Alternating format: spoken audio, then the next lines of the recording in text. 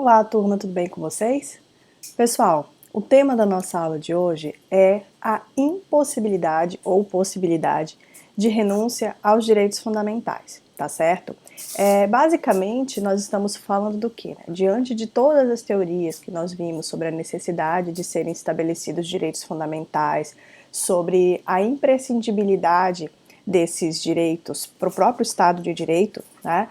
Resta a seguinte pergunta, né? Será que é possível renunciar a um direito fundamental? É possível dizer assim, não, eu não quero exercer esse direito, ou então eu abro mão desse direito em nome da minha autonomia enquanto indivíduo. Então a aula de hoje é para a gente vislumbrar essa possibilidade, como os autores colocam essa questão, né? Se é possível, se não é possível, em que termos, em quais condições a gente pode considerar isso, certo? Então, primeiramente, aqui só para que vocês tenham uma ideia, né, no nosso percurso, para tentar responder essa pergunta, nós vamos passar pela diferenciação de renúncia e de não exercício de direitos fundamentais, tá? Que são duas coisas diferentes, e a adoção do termo correto pode nos ajudar, tá? Apesar de ser muito recorrente a palavra renúncia, nós vamos ver que, na verdade, se trata do não exercício de alguns direitos fundamentais.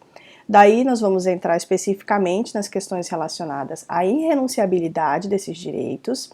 Depois, no que se refere à renúncia pontual, né? Será que é possível fazer a renúncia pontualmente, ou eu preciso abrir mão da integralidade daquele direito? Basicamente isso.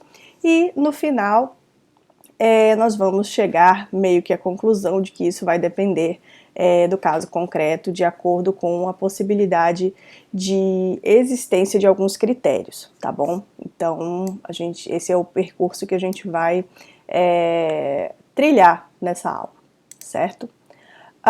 Então, aqui para começar, né, então, como eu já tinha comentado com vocês, o tema central de toda essa discussão é se é possível renunciar a esses direitos, né? Com relação a quê? Com relação aos limites contratuais da autonomia privada. Então, sempre que nós falamos em Estado de Direito, principalmente quando nós pensamos na primeira dimensão de direitos fundamentais, nós pensamos naquela dimensão que é muito própria do Estado de Direito, que é a dimensão da liberdade, né? Então, o que é a liberdade? A liberdade é a possibilidade que o indivíduo tem de não se submeter aos desígnios de outrem, e sim de decidir o que ele fará com a sua própria vida, né? Bem grosso modo falando. E esse direito à liberdade, ele, como vocês puderam perceber nos estudos anteriores, ele foi a primeira, digamos assim, a primeira dimensão que foi realmente buscada através do Estado de Direito, que era o quê? Proteger o indivíduo dos abusos estatais, proteger o indivíduo da ação excessiva do Estado, da ação danosa do Estado. Então, por ter sido o primeiro nessa concepção nossa ocidental, né, que construiu o nosso direito com base no direito francês e etc., a gente percebe que esse direito ele tem uma importância central na própria concepção de direito, de Estado, e que, portanto, falar num primeiro momento, que não é possível gerir esse direito, poderia parecer algo contraditório, né? Então, em nome da liberdade, seria possível abrir mão de um direito considerado como fundamental, né? E aí, direito fundamental, a gente entende aqueles que nós viemos estudando ao longo dessa disciplina, que são aqueles fundamentais, essenciais, reconhecidos, né, constitucionalmente, ou que estejam integrando o ordenamento jurídico de alguma outra maneira, na forma de princípio, etc. Né? Então, na verdade, quando nós pensamos a questão da possibilidade de renunciar, nós estamos tentando vislumbrar um uso negativo do direito. Por quê? Porque nós vemos que, se vocês forem ler, né, a Constituição Federal, vão ler muitas vezes ao longo do curso, vocês vão perceber que existe um rol de direitos muito grande, né? E será que todo mundo exerce esses direitos, tais como eles estão postos? será que interessa a todos os indivíduos o, digamos assim, o exercício de todos os direitos, né? Então, se a gente for pensar que algumas pessoas simplesmente não vão querer exercer certos direitos, a gente poderia chegar à conclusão de que essas pessoas estariam renunciando a esses direitos, né? Mas, na verdade, o que a literatura vai trazer é que essa palavra renúncia, na verdade, ela não é a que representa melhor a ideia, porque o que representa melhor a ideia seria, então, um uso negativo. O que é o uso negativo? Bom, o indivíduo ele vai ter, então, a titularidade desse direito, da qual ele não vai abrir mão, certo? Porém, ele vai decidir se ele usa esse direito ou não, né? Se ele exige o cumprimento desse direito por parte do Estado ou dos particulares ou não. Né? Então, a dimensão de liberdade do indivíduo ficaria contemplada dessa maneira. Né? E aí, a gente pode lidar, de repente, com algumas situações. Né? Então, para que a gente consiga vislumbrar isso de uma forma mais concreta, imaginem, então, que isso era uma prática muito comum, tá? Acredito que ainda aconteça em alguns lugares, mas eu já ouvi falar nisso, né? Que uma pessoa de posses, ela vai lá e ela quer contratar um funcionário. E aí, na entrada, né, ali no início da relação de trabalho, essa pessoa, então, esse empregador, ele vai fazer esse indivíduo assinar um papel, um suposto documento, renunciando aos seus direitos trabalhistas, caso queira cancelar o contrato de trabalho ou caso não queira continuar naquela relação de trabalho, certo? Aí eu perguntaria a vocês, a pessoa, em nome da autonomia privada, ela poderia aceitar essa condição e renunciar aos seus direitos trabalhistas? Essa é a questão, né? Porque nós temos questões desse tipo e nós temos questões de outros direitos que são previstos constitucionalmente, por exemplo, o direito de contrair matrimônio, né?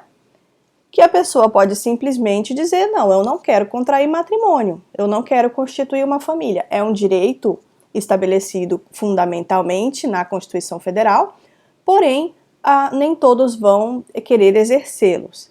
E aí eu pergunto a vocês, a renúncia no caso do direito ao matrimônio, ela pode ser comparada ou pode ser levada da mesma forma que a renúncia ao direito trabalhista? Né? Então essa é a questão que passa por aqui, certo? E aí os autores vão colocar que é necessário então estabelecer um critério de ponderação, né? Há que se considerar em quais situações é possível renunciar a um direito fundamental e quais situações não é possível renunciar a esse direito. Né?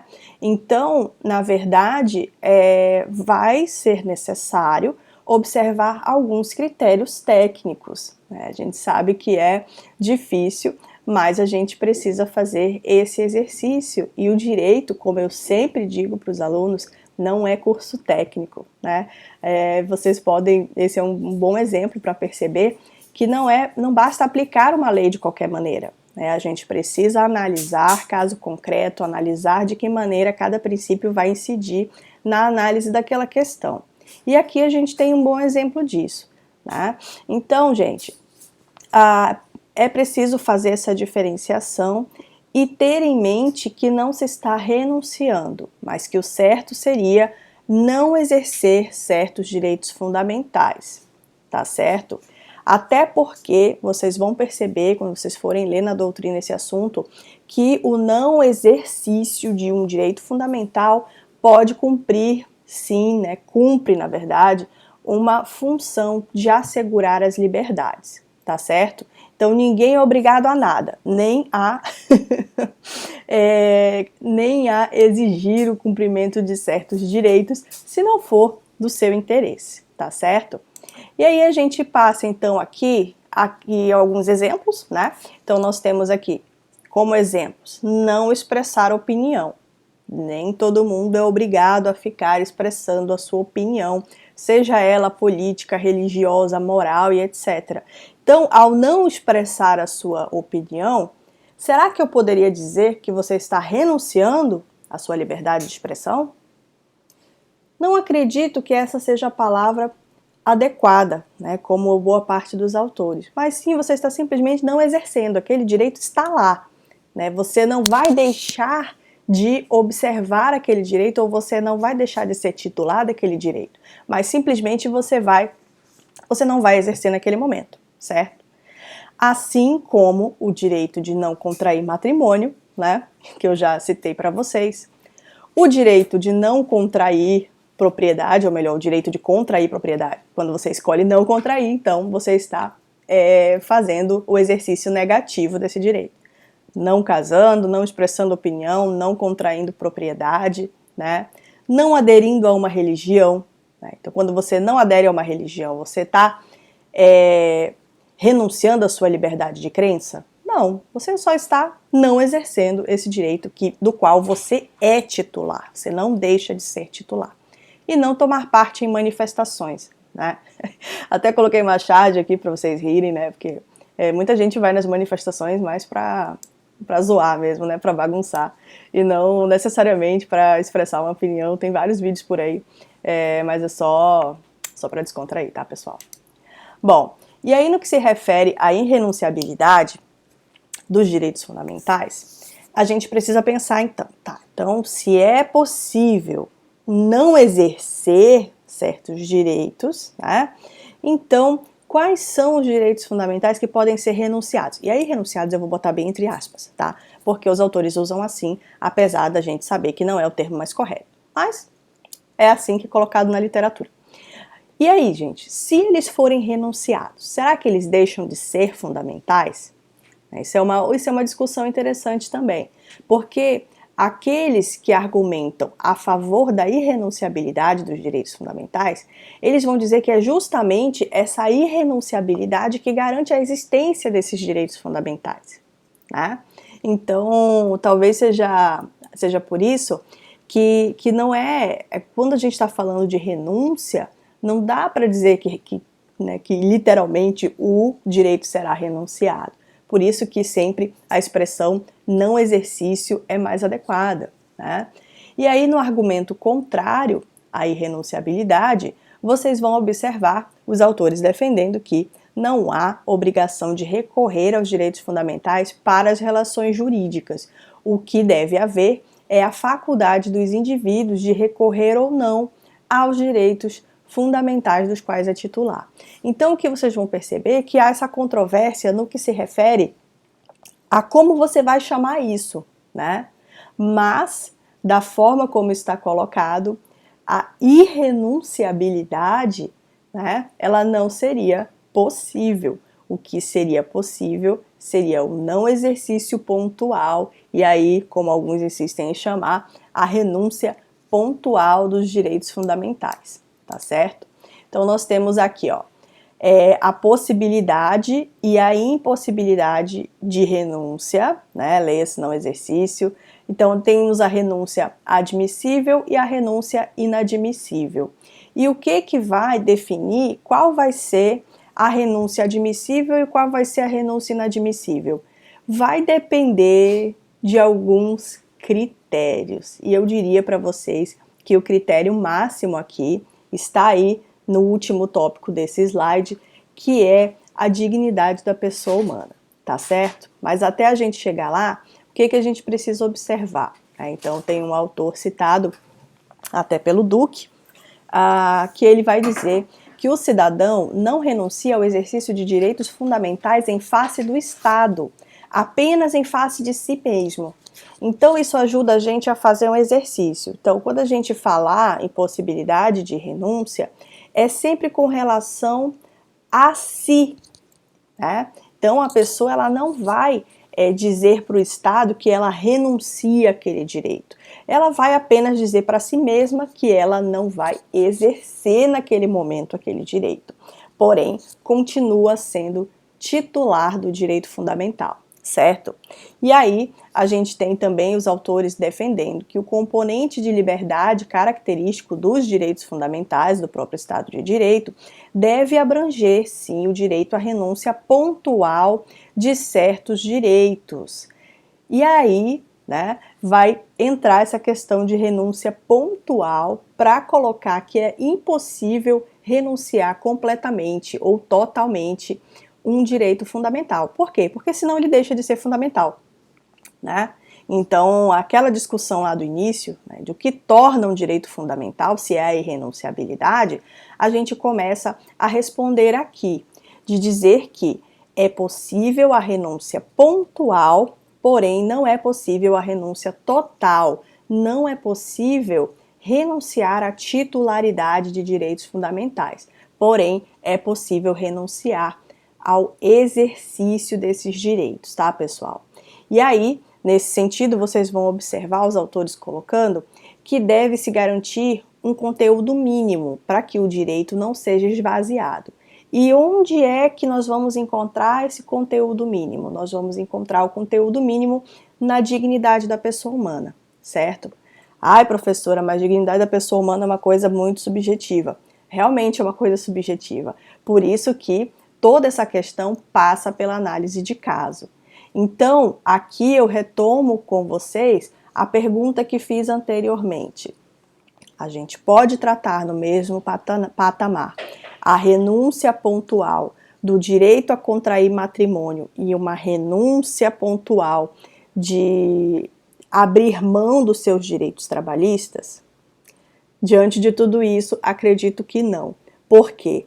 Porque abrir mão dos seus direitos trabalhistas é algo que afeta a dignidade da pessoa humana.